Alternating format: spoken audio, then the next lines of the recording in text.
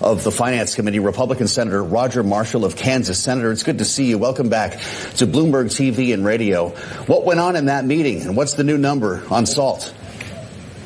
Well, we didn't do anything with SALT. I think, first of all, the president is just so very positive. He's talking about a $15 trillion investment in this country. He's talking about the 4.6% growth we've seen this quarter as well. And I think that what that does is it affects the future debt that this country has, the national debt. So we talked a lot about that, is how does this bill impact it? And we just heard some numbers that probably over 10 years' time, we're going to cut back some $8 trillion in our deficit because of this bill. That's a big number. How do you get to $8 trillion when the Congressional Budget Office actually says that $2.4 trillion will be added to the deficit? Yeah, the CBO was wrong with President Kennedy's tax cuts, with President Reagan's tax cuts, and Trump 45's tax cuts as well. But we get there by rolling back a regulation and by essentially growing the economy. And we think there's a lot of growth there. There's a lot of tariff money coming in as well that we're already seeing as well. So this is the Trump economy. We have confidence that we'll get at least 3% growth. I think the CBO is thinking 1.6%. So that's where it will happen, is by the growth in this economy. Did the lawmakers in the room today talk about permanence when it came to business tax breaks, Senator? I know this has emerged as an important theme in the Senate. Research and development deduction, bonus depreciation, interest expensing. Make them permanent. It's going to cost more money. Can you get that done? I sure hope so. And we did spend a lot of time in that conversation, and we've not settled on it yet. But there's certainly a lot of us in the room that want to get to permanence. We're weighing it back and forth as well, but that would be my goal. Mm-hmm.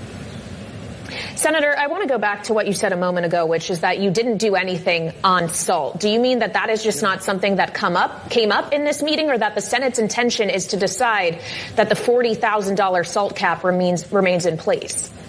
Yeah, so in an hour and a half with the president, we talked about SALT for 2 minutes. I think we need to go back and reach back to Speaker Johnson and kind of figure out, is there any wiggle room there? But there's a lot of consternation for a red state person like myself that this is basically a $350 billion subsidy for blue states. So we're not done with it, but it was not the tip of this conversation. I think the discussion today was where the economy is, the great growth that we're seeing, that we're going to prevent the largest tax increase in American history. What did the president have to say about Elon Musk when this came up, Senator? This is remarkable. He calls it disgusting. The bill's bankrupting America. Shame on those who voted for it. Is Donald Trump upset? Yeah, I can't speak for the president on that particular conversation, but Elon was not important at all as far as this conversation goes. Okay, fair enough. He's certainly worked his way into plenty of other conversations, though, here in Washington, Senator. And he is arguing that the bill needs to be killed. And I wonder about the chances of the bill actually meeting a death when it goes back to the House if too many changes are made. How aware are you and your colleagues on the Finance Committee, not just on the tax issues, but on Medicaid issues as well, knowing how badly some fiscal conservatives wanted those cuts that they fought for in the House? How much are you considering your wiggle room to really change these things? Well, I think we wake up in the morning, we go to sleep thinking about how much wiggle room do we have. And certainly we're proud of what the House got accomplished, especially those last 48 hours. I think what I've been talking about is, can we get another $500 billion of spending cuts somewhere in this bill? That would be my goal, is a $500 billion in addition to what the House does. I think much more than that, and the House won't be able to swallow, but I think that we could move the needle just a little bit in that direction. Questions about Medicaid and specifically provider tax changes. Right. Senator, did you get to this? I know that there are a number of senators who are concerned, who come from rural states, about the potential for nursing homes or rural hospitals to be closed. And did Medicare come up, an attempt to find waste, fraud, and abuse in the main program? Let's talk about the provider tax, first of all. The discussions we've been having on the provider tax is we're not going to touch the nursing homes. We understand that maybe 40-50% of people in nursing homes are on Medicaid, so we're not going to do anything to hurt people in nursing home, people with disabilities. We certainly talk a lot about rural hospitals and how that they're struggling as well. So those are very much of top of mind, and we're not going to forget about those. The only really small conversation about Medicare may be around Medicare Advantage, the fraud, waste, and abuse going on there, that because of their upcoding, they cost American taxpayers some $275 billion more than if they just been on plain Medicare, so to speak. So there's a lot of concern on Capitol Hill about Medicare Advantage. Senator, we spoke a moment ago about the Congressional Budget Office scoring of the tax bill that passed the House in particular, but was there conversation inside the White House today on the other CBO report we received about the $2.8 trillion that actually could be saved by the president's tariff policies? Did Donald Trump bring that up?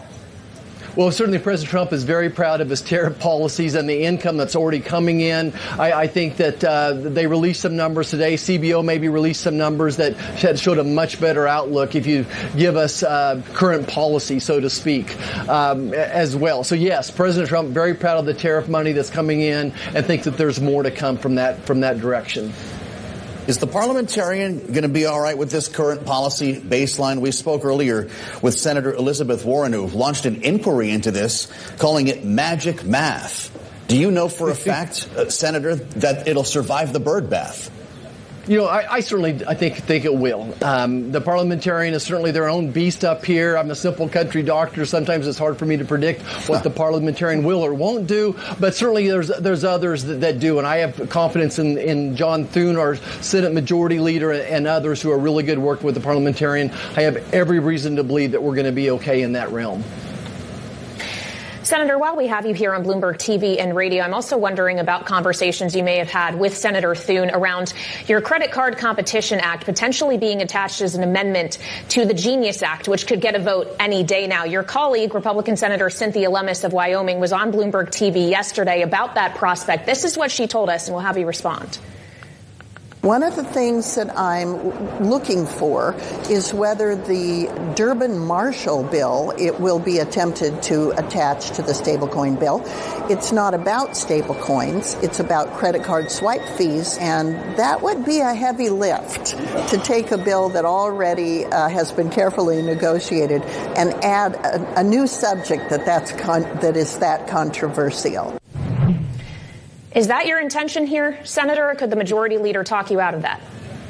Oh, I sure think that we want to vote on this bill. Look, this bill is going to give inflation relief to hundreds of millions of Americans. This is the one bill that would actually decrease in inflation, that this bill would save probably 2 or 3% every time you use your credit card. Look, Americans are being charged 7 times more than what folks are in the European Union to use that credit card fee. So as we're facing kind of some issues around the tariffs and supplies coming into this country, that this credit card bill would help slow down that inflation, and I think it'll be good for everyone on Main Street. It would be good for hardworking Americans as well. Look, the crypto bill is really good for wealthy people, but people back home don't care much about this crypto bill as opposed to really caring about our credit card bill. I think the credit card bill is the double win for the president. So do you see the crypto bill, though, as the best vehicle for getting your credit card bill passed, sir? Oh, without any doubt that it's a banking bill. This is a bill that fits with that as well. This was assigned to the banking committee. What I really like about the connection here is that this will open up the opportunity for stablecoin to go on to credit cards as well and open that up. So I think that's the win-win here if there was ever going to be a win. It's great to have you with us, Senator. Moments after the meeting concludes at the White House, Republican Senator Roger Marshall